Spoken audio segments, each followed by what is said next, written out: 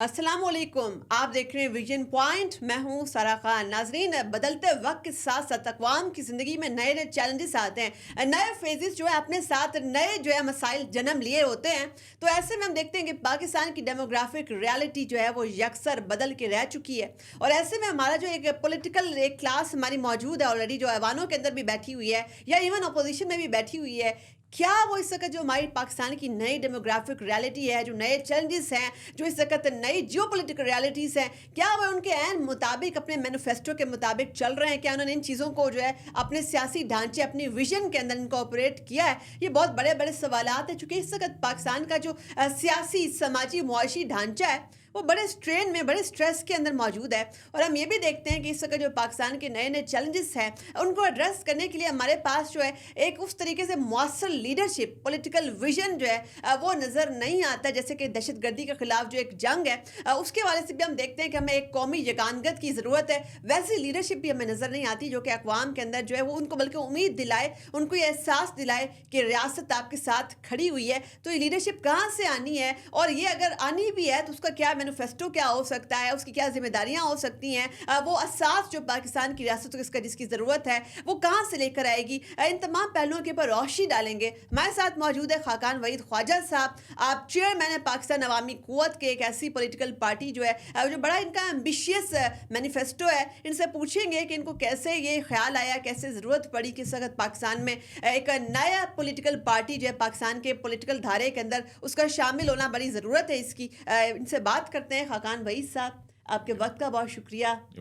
अच्छा खाकान वहीद साहब, आपकी पॉलिटिकल पार्टी का जो नाम है पाकिस्तान अवामी क़ुव्वत, आपको क्या लगता है कि पाकिस्तान में क्या ताकत का सरचश्मा कभी अवाम भी हो सकते हैं? आई थिंक अगर हमारी एजुकेशन तालीम अगर जैसे जिस सीक्वेंस में चल रही है उससे बेहतर अगर होगी तो डेफिनेटली अवाम क़ुव्वत है, और ये हर मुल्क की और तरक्की की किसी भी की तरक्की पजीर मुल्क की ये क़ुव्वत होती है, और इसी से ही आपकी आने वाले वक्त में उसको ग्रैब कर सकते हैं हम। अच्छा तो खाकान साहब, आप जो है हमेशा ह्यूमन कैपिटल डेवलपमेंट के ऊपर बड़ा फोकस करते हैं, जबकि हमने ये भी देखा कि पाकिस्तान में तो एक ट्रेंड ऐसा है कि आकर जो है कंक्रीट के ऊपर इन्वेस्ट करना या ऐसे मंसूबों के ऊपर इन्वेस्ट करना जो कि ऑप्टिक्स उसके बन सकें, जो आपके पास बेचने के लिए, आवाम को बेचने के लिए अपनी नेक्स्ट इलेक्शन कैंपेन के अंदर कुछ होना चाहिए, मगर आप हमेशा ह्यूमन कैपिटल डेवलपमेंट की बात क्यों करते हैं?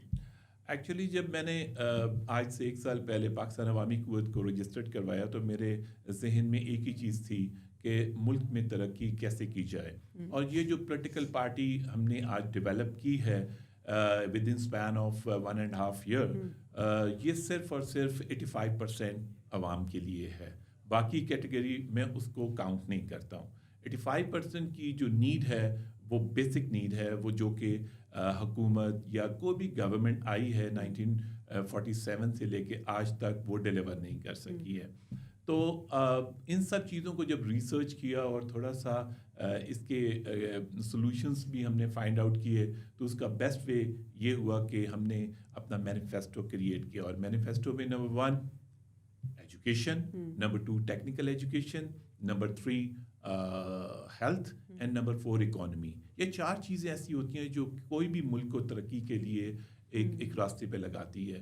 तो बदकिस्मती से हमारे जितने भी अभी तक हुक्मरान आए हैं उनकी प्रायोरिटीज़ नहीं थी ये, लेकिन मगर मैंने खाकान साहब, हम ये भी देखते हैं कि जब इलेक्शन कैंपेन में जो नारे ये लगवाते हैं और जो प्रोमिस आवाम के साथ करते हैं, जी ये तमाम चीज़ें उसमें शामिल होती हैं। कभी कोई नारा लगाता है कि अमीर और गरीब के लिए एक ही यकसा तालीमी निसाब आने वाला है, कभी कोई कहता है कि इतने स्कूल बन जाएंगे, कभी कहा जाता है अभी एक बड़ी एम्बिशियस यूनिवर्सिटी का भी बाकायदा ऐलान भी हो गया है। तो ये तमाम नारे और ये तमाम इकदाम भी वैसे तो ऑप्टिक्स के तौर पर तो हमारे सामने है। क्या वजह है कि आप समझते हैं कि पाकिस्तान की जो पॉलिटिकल पार्टीज, इसका जो मेन स्ट्रीम पार्टीज हैं, वो डिलीवर नहीं कर पाई? क्यों नहीं कर पाई? बेसिकली प्रायोरिटीज़ नहीं है, सिर्फ इलेक्शंस के लिए नारे हैं। They are not taking serious in इस मैनिफेस्टो को। तो मेरा ये था कि मैंने, क्योंकि I am chairman also in this party, तो मैंने आज से 14 साल पहले एजुकेशन में आया, और मेडिकल कॉलेज, नर्सिंग कॉलेज, इसी तरीके से physical rehab college, doctorate of pharmacy, اور ساتھ ساتھ میں نے ٹیکنیکل انسٹیٹیوشنز کھولے جس سے یہ ہے کہ جو پڑھے لکھے لوگ نہیں ہیں ان کو ٹریننگ دیں، لائک پلمبرز، الیکٹریشینز، سیکورٹی گارڈ، کیمرہ مین، یہ سارے کے سارے ہم اپنی انسٹیٹیوشن میں ٹرین کرتے ہیں، ان کو سرٹیفکیشن 3 ماہ کا دیتے ہیں اور ان کو کوشش کرتے ہیں کہ باضابطہ طور پر ٹرین کر کے ان کو ملک سے باہر بھیجا جائے، کیونکہ ملک میں جابس نہیں ہیں اور ملک میں ہمارے پاس پاپولیشن کا بہت بڑا ایک ایڈوانٹیج ہے۔ الحمدللہ 25 کروڑ سے 30 کروڑ عوام ہو گئی ہے ہماری، اور وہ نان سٹاپ ہے اور آنے والے وقت میں یہ بڑھ بھی جائے گی۔ تو جب تک ہم اپنے فوکس، اپنے روٹس کی پرابلمس کو سالو نہیں کریں گے اس وقت تک ہم ترقی نہیں کر سکتے۔ اچھا، آپ نے جیسے کہا کہ چونکہ پولیٹیکل پارٹیز کی جو ہے وہ پرائرٹیز نہیں رہی ہیں یا وہ کرنا نہیں چاہتی تھیں، تو اگر وہ یہ سوال کریں کہ جی ہمیں جو ہے پراپر طور پر پاکستان میں جمہوریت کو اس طریقے سے پروان نہیں چڑھنے دیا گیا، تو اس پہ آپ کا کیا جواب ہوگا؟ کون سی وہ عوامل ہیں کہ وہ ان پارٹیز کو یہ والے کام جو آپ ایک اکیلے بندے کا کنٹریبیوشن یہ ہے کہ کتنے لوگوں کو اس نے ٹیکنیکلی ساؤنڈ بنایا، کتنے لوگوں کی جو ہے روزگار کا بندوبست کیا، اگر ایک آدمی سوسائٹی کے لیے یہ کنٹریبیوٹ کر سکتا ہے، ان پولیٹیکل پارٹیز کے ہاتھ پر کس نے باندھے ہوئے ہیں؟ Actually, they are all linked. Political parties here for only for 15% the elite class. جو 85% ہماری پاپولیشن ہے اس کے لیے پولیٹیکل پارٹیز کا کوئی کام نہیں ہوتا۔ وہ الیکشن کے قریب آ کے ان کو سڑک یا انفراسٹرکچر یا کوئی سیوریج یا ایسی کوئی چیز ان کو دکھا دیتے ہیں جس سے وہ ووٹ پول ہو جاتا ہے۔ پاکستان میں جو ڈیموکریسی چل رہی ہے وہ اگر یوں چلتی رہی تو with in span of 25 years ہمارا سسٹم بہت ڈکلائن ہو جائے گا۔ جو 1970 سے ڈکلائن ہوا ہے یہ اس سے بھی زیادہ ہو جائے گا۔ تو میری کوشش یہ ہے کہ پورے نظام کو بدلا جائے۔ نظام میرے نزدیک جو پاکستان میں نظام آ سکتا ہے that is presidential form of democracy, اور یہی وہ سسٹم ہے جو کہ mayor system and governor system, اور ہر علاقے کے میئر اینڈ گورنر ہوں گے جو رسپانسبل ہوں گے for the collection of the tax. اسی طریقے سے اپنے ایریا کے یہی میئر اور گورنرز ہوں گے جو کہ اس سسٹم میں ایجوکیشن، کالجز، اسکولز، اس کے اسٹینڈرڈس، جیسے میرے نزدیک پاکستان کا جو matric and F S C and graduation level ہے، وہ اگر وہ پڑھنے کے بعد اگر میں اس بچے کو کسی بھی ملک بھیجوں گا کسی اچھی جاب کے لیے تو وہ کمپیٹ نہیں کر سکے گا۔ اچھا خاقان صاحب، آپ نے جو ہے بڑا زبردست طریقے سے الیبوریٹ کیا اس چیز کو کہ آپ کیا چاہ رہے ہیں، مگر اس وقت آپ یہ انڈرسٹینڈ کرتے ہیں کہ پاکستان کی ایک ڈیموگرافک ریالٹی بھی آپ کا 65% تقریباً جو ہے وہ آپ کا ینگ ووٹر اس وقت ہے، بلکہ ایون یہ جو ابھی الیکشن 2024 کے ہوئے ہیں اس میں بھی بہت بڑا فیکٹر یہی تھا کہ آپ کے ووٹنگ پیٹرن چینج ہو گیا اور ہم شاید اس کے لیے تیار نہیں تھے، اور آگے 2029 کے اندر مزید بالکل چینج ہونے والا ہے۔ تو اس کیڈر کو آپ جو ہے وہ کیسے کنونس کریں گے کہ جی پاکستان میں یہ والا نظام بہتر ہے، یا نظام کی بہتری کے لیے جو ہے وہ آپ کا کنٹریبیوشن درکار ہے؟ چونکہ اس جگہ تو ہم یہ دیکھتے ہیں کہ جو نوجوان ووٹر ہے وہ صرف ڈیماگوگس جو ہوتے ہیں یا اس قسم کی جو بڑی جوشیلی تقریریں کرنے والے ہوتے ہیں، جو جن کو آپ کلٹ فالوورز کہہ سکتے ہیں، کہ وہ اس وقت ایک کلٹ فالوئنگ کا شکار ہیں اور ان کو اس قسم کی ہیجان خیزی بڑی پسند ہے، تو ان کو آپ یہ منطق لاجک کی بات کیسے سمجھائیں گے؟ This is the problem. The education level and standards are not up to the mark. یہی وجہ ہے جو میں اس کو تبدیلی میں لانا چاہتا ہوں، وہ والی تبدیلی نہیں کہ ان کے ہاتھ میں نے پتھر تھما دیے اور ان کو کہا جی اگر میرے فالوور ہیں تو اس پہ حملہ کرو اور ریاست کے اوپر حملہ کرو، GHQ پر حملہ کرو۔ یہ وہ چیزیں ہیں جو کہ ایک لیڈر کو نہیں چاہیے، ایک محب وطن لیڈر کو نہیں چاہیے۔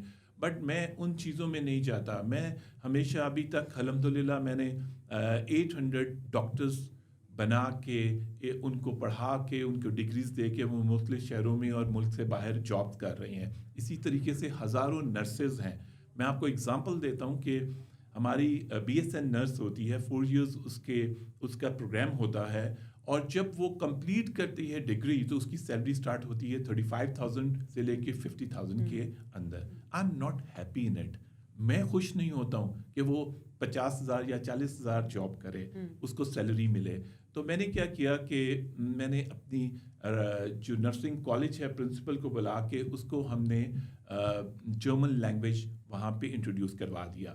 ابھی ہم انشاءاللہ تعالی نیکسٹ دسمبر تک ہم اپروکسیمیٹلی ڈفرینٹ کالجز مل کے 5000 نرسز ہم تیار کر رہے ہیں، جرمن لینگویج سے ایکوپڈ ہوں گے، اور ان کی جو سیلری سٹارٹ کر رہے ہیں جرمنی میں، کیونکہ جرمنس کو تقریباً 800,000 ہیلتھ کیئر نرسز چاہیے، تو 8 لاکھ تو ہمارے پاس نہیں ہیں، تو اسی لیے ہم چھوٹا فگر ان کو دے رہے ہیں تاکہ ملک میں اکانومی، اور 1500 یوروز ان کی بیسک سیلری سٹارٹ ہوگی، اٹ مینس 4.5 لاکھ روپیہ ان کی پر منتھ سیلری، اور جو ریمیٹنسز یہاں پر آئیں گے جس کے اوپر ہماری معیشت کھڑی ہوئی ہے اس وقت.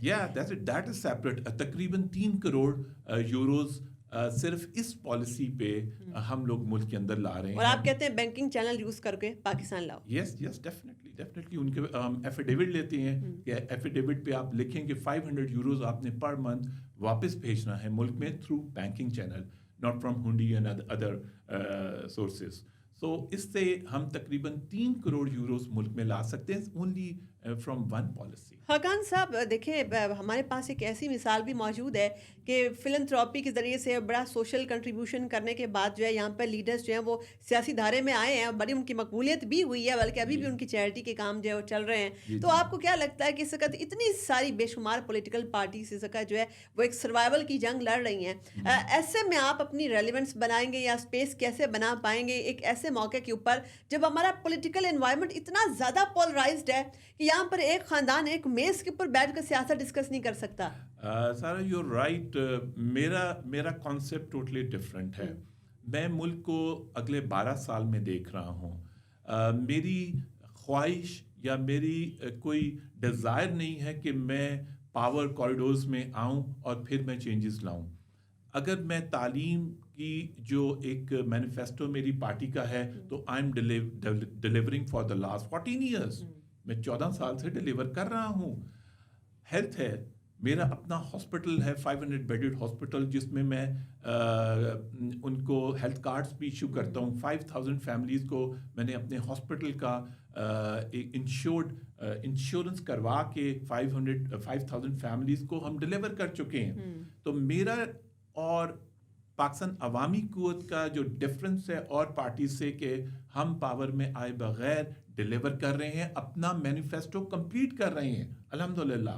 دس is the difference between other parties and Pakistan Awami. اچھا خاقان صاحب، کیا ایک بہت ہی ڈیسنٹ اور شریف النفس قسم کے ایک جینٹل مین کی پاکستانی سیاسی دھارے کے اندر شمولیت کیا ایکسیپٹنس ہوگی اس کی؟ چونکہ ہمیں تو ایسا لگتا ہے کہ جو سیاست ہے یہ شاید شریفوں کا کام نہیں ہے، آپ کو بڑی بدماشی کرنی پڑتی ہے یہاں پر آ کر، کبھی کبھی تو آپ کو آ کے چڑھائی کرنی پڑ جاتی ہے یہاں پر ڈی چوک کے اندر آ کر، کبھی GHQ کے اوپر چڑھائی کرنی پڑ جاتی ہے. کہ شریف لوگوں کی اس کے اندر ابھی بھی انٹری ممکن ہے؟ بالکل جی ممکن ہے، اگر آپ کے پاس صحیح بات ہو، آپ کے پاس آپ کا manifesto according to the benefits of the country ہو. تو میرا خیال ہے کہ بالکل شریف آدمی یا پھر جو ڈیلیور کر رہا ہے اس کو لازمی آنا چاہیے. اور میں اپنے ساتھ بہت سے ٹیکنوکریٹس ہیں، ان کے ساتھ ڈسکشن میری چلتی ہے، میں ان کو اپنی پارٹی میں شامل کر رہا ہوں. مجھے اللہ تعالیٰ نے بڑا اس چیز کا سمجھ لیں کہ کرم ہے مجھ پہ کہ میرا تعلق کشمیر سے بھی ہے، اور میں یہ چیزیں آزاد کشمیر میں بھی ڈیلیور کر رہا ہوں، پانی کا، اسپیشلی ہیلتھ کا. اور آپ یقین کریں کہ میں باغ تقریباً 10 لاکھ ادھر باغ اور دیر کوٹ کی آبادی ہے، وہاں ایک CT اسکین نہیں ہے. افسوس یہ ہے، اور ان کا سارا پیشنٹ اسلام آباد آتا ہے. تو میں نے وہاں پہ ابھی عید کے بعد CT اسکین انسٹال کر رہا ہوں اور وہاں ایک چھوٹا ہاسپٹل بھی کھول رہا ہوں. اچھا خاقان صاحب، بڑے آپ نے زبردست اور اچھے منصوبے بھی بتائے کہ آپ کتنا زیادہ کنٹریبیوشن آپ کا ہے سوسائٹی کے اندر، مگر ایک افسوس کا مقام اس وقت یہ ہے کہ جب پاکستان کی بات کرنی چاہیے، جب ریاست پاکستان کی بات، اس دھرتی کی بات کرنی چاہیے، ایک ایسے وقت کے اوپر جب دہشت گردی کا فریب جو پوری ملک کو لپیٹ میں لیے ہوئے ہے، تو ہم یہاں پر دیکھتے ہیں کہ ڈفرینٹ پولیٹیکل پارٹیز جو ہیں وہ لسانیت کی بنیادوں کے اوپر جو اپنا کارڈ، اپنا پتہ کھیل رہی ہیں. کبھی کوئی بلوچیت کا نعرہ لگاتا ہے، کبھی کوئی سندھ کارڈ کھیل جاتا ہے، کبھی کوئی پشتون کی بات کرتا ہے، کبھی کوئی پنجابیوں کی بات کرتا ہے. ہم پاکستانی کیوں نہیں بن پا رہے؟ ہم اس لیے نہیں بن پا رہے کہ ہمارے انٹرسٹ اتنے پرائیورٹی پہ ہیں کہ پاکستانیت نیچے چلی جاتی ہے، شخصیات اوپر چلی گئی ہیں، شخصیات اوپر چلی گئی ہیں، اور وہ اوپر سے اوپر جاتی جا رہی ہیں. جب تک کہ ہماری جو سوسائٹی ہے دیٹ از 85%، وہ جب تک خود سمجھے گی نہیں کہ ہمارے ساتھ زیادتی ہو رہی ہے. 85% سوسائٹی جی 85%. باقی 15%. 15% کو میں کاؤنٹ نہیں کرتا ہوں. جو ایلیٹ کلاس ہے میں کاؤنٹ نہیں کرتا ہوں اس کو. وہ ان کو تو معلوم ہی نہیں ہے کہ پیٹرول کی قیمت کیا ہے، ڈیزل کتنے کا ہے، بجلی کے بل زیادہ جا رہے ہیں یا کم ہو رہے ہیں. They don't care about this. ان کی صرف نیڈ یہ ہے کہ how to get more contracts and how to collect more money. میری جو پولیٹیکل پارٹی ہے اس کا کانسیپٹ ہے کہ امیر کو اور امیر کرنا ہے. میری پولیٹیکل پارٹی کا یہ نہیں ہے کہ امیر کو میں جا کے جیلوں میں بند کر دوں یا اس کو ہرٹ کروں یا اس کو پرابلم میں لاؤں. ریزن اس کا یہ ہے کہ اگر امیر ہے تو اس کو امیر اور اس لیے کرنا ہے کہ وہ جاب اپرچونیٹیز نکالے ملک میں، اس کو کمفرٹ زون دیا جائے تاکہ کیونکہ دنیا بھر کا سرمایہ دار تو ایسا ہی ہوتا ہے. منافع کمانے میں کون سی حرج بات ہے، منافع تو دنیا بھر کا سرمایہ دار کماتا ہے. تو خاقان صاحب چونکہ ہمارے پاس وقت ختم ہو گیا، مگر ہم نے جو ہے آپ کی قیمتی آراء سے ہماری اپنی آڈینس کو ہم نے روشناس کرایا. آپ کا یہ بڑا زبردست جو پلیٹ فارم ہے، امید یہی کرتے ہیں کہ آپ اس قسم کی جو آئیڈیاز ہیں مزید ہماری قوم کے سامنے رکھیں گے، اور امید یہ بھی کرتے ہیں کہ یہ ایک بڑا نام بن کر، ایک بڑی پولیٹیکل پارٹی بن کر جو ہے آپ کی پارٹی ابھرے گی آئندہ آنے والے دنوں میں. تو فار ایگزامپل پاکستان کے اوپر اگر اس وقت سب سے بڑے مسئلے کی بات کی جائے تو میرے نزدیک تو یہ ہے کہ ہم پاکستانیت جو ہے وہ بہت پیچھے چلی گئی ہے، اور شخصیات اور پولیٹیکل پارٹیز اور پسند ناپسند بہت آگے چلی گئی ہے. اس وقت جو ہے ایسی فیڈرل پارٹیز کی ضرورت ہے جو کہ فیڈریشن آف پاکستان کی بات کریں، جو اس وقت صوبائی کارڈ نہ کھیلیں، جو اس وقت جو ہے لسانی کارڈ نہ کھیلیں، جو اس وقت سیکٹیرین کارڈ نہ کھیلیں، یا اپنے ذاتی ایجنڈا کے اوپر جو ہے کسی شخصیت کا کارڈ نہ کھیلیں. اگر کارڈ ایک کھیلنا ہے تو صرف پاکستان کا کارڈ کھیلیں. اپنی میزبان سارا خان کو دیجیے اجازت. اللہ حافظ.